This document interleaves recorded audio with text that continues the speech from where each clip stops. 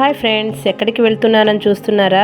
కొత్తగా నేర్చుకునే వాళ్ళకి సింపుల్ మెథడ్లో ఒక బ్లౌజ్ కట్ చేసి చూపిద్దామని ఫుల్ వీడియో చేద్దామని వెళ్తున్నా. స్కిప్ చేయకుండా చూసేయండి. అందరూ లైక్ చేయండి, షేర్ చేయండి, కామెంట్ చేయండి. Hi friends, welcome back to Karima sarees and blogs. నేను ఈ వీడియోలో అయితే బ్లౌజ్ కట్ చేస్తున్నాను. చూడండి, ఫుల్ వీడియోస్ అయితే నేను ఫస్ట్ టైం ఎడిట్ చేస్తున్నాను. ఎలా చేసానో చెప్పండి. ఎలాంటి టేపుతో కొలత లేకుండా ఆది బ్లౌజ్తోనే నేను బ్లౌజ్ కట్ చేస్తున్నాను. చూడండి, ఇది మోస్ట్ సీనియర్స్ కోసం కాదు, కొత్తగా నేర్చుకునే వాళ్ళకి ఈజీ ప్రాసెస్లో అర్థమవుతుంది. చూడండి, మనం హ్యాండ్ ఎలా అయితే ఉందో అలా పెట్టేసి నేను డాట్స్ తీసుకొని కట్ చేస్తున్నాను. ఈ మెథడ్ ఏంటంటే కొత్తగా చూసేవారికి తొందరగా అర్థమవుతుంది. ఈ టేపు ఇవి కొలతలతోటి ఏంటంటే తొందరగా అర్థమవ్వదు. మనం కొంచెం దీనిలో ఫస్ట్ నేర్చుకుంటే నెక్స్ట్ అనేది మనం కొలతతో ఎలా అయినా సరే కట్ చేయగలిగే ఇది నేర్చుకోవచ్చు. స్టామినా ఉంటుంది. నేనైతే అలానే నేర్చుకున్నాను. 25 ఇయర్స్ నుంచి చేస్తున్నాను. నాకైతే బాగానే యూజ్ అవుతుంది. నేను ఫస్ట్ ఇలానే నేర్చుకున్నాను. టేప్తో కూడా కొలతలు నేను తీయగలను, అది కూడా ఒక వీడియో చేస్తాను. ఇప్పుడు వచ్చేసి బ్యాక్ పార్ట్ షోల్డర్ నుంచి మన కింద పొడవు వరకు మొత్తం లెంగ్త్ తీసేసుకొని డాట్స్ పెట్టేసుకోవాలి. ఒక 1/2 ఇంచ్ మనం డాట్స్ తోటి, ఎందుకంటే ఖర్చు కోసం. చూడండి, ఇది నెక్ డౌను, మన కింద పార్ట్ ఉంటుంది కదా బ్యాక్ పార్ట్, దాన్ని యూజ్ చేసుకొని తీయాలి.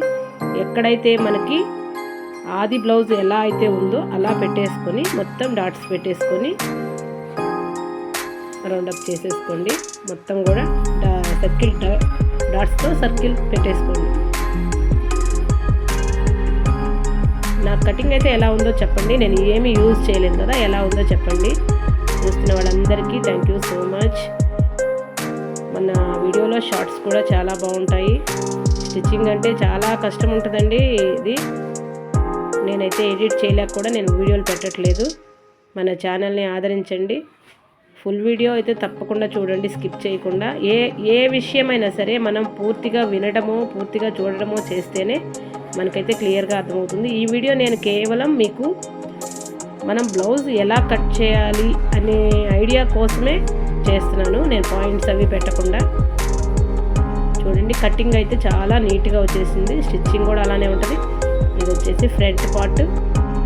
వెనక బ్యాక్ పార్ట్ తీసిన పార్ట్ని మనం దీని మీద మొత్తం పెట్టేసేసుకొని మనం ఏదైతే కట్ చేసామో దాని చుట్టూ మనం డాట్స్ పెట్టేసుకొని, ఇది ఒక విధానం. దీనిలోనే ఇంకొక విధానం ఉంది. ఒక్కొక్కరికి ఒక్క విధానం నచ్చుతుంది. చూడండి, మొత్తం డాట్స్ పెట్టేశాను. మనం కింద ఇక్కడ వచ్చేసి సంకకి మనం క్రాస్ తీయాలి. ఒక హాఫ్ ఇంచ్ మాత్రమే. చూడండి, మనం పెట్టిన లైన్లోనే ఫ్రంట్ పార్ట్ తీస్తున్నాను.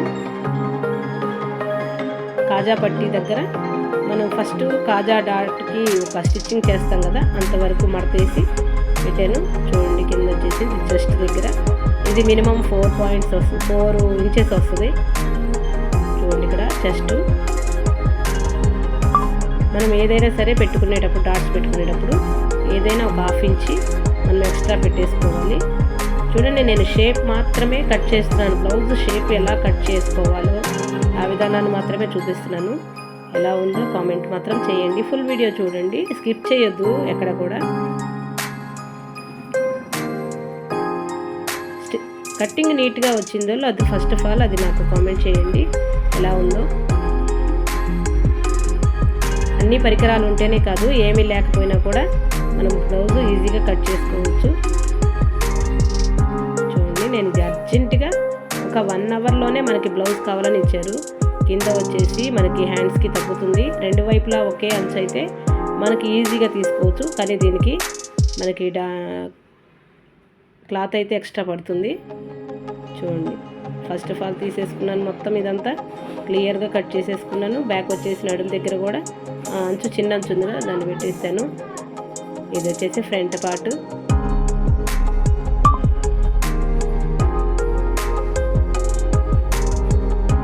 చూపించినంత తేలిక కాదు స్టిచ్చింగ్ అంటే. స్టిచ్చింగ్ అనేది చాలా కష్టం. సక్సెస్ అవ్వాలంటే చాలా కష్టం. హెల్త్ ఇష్యూస్ కూడా వస్తాయి. అందరూ టేక్ కేర్.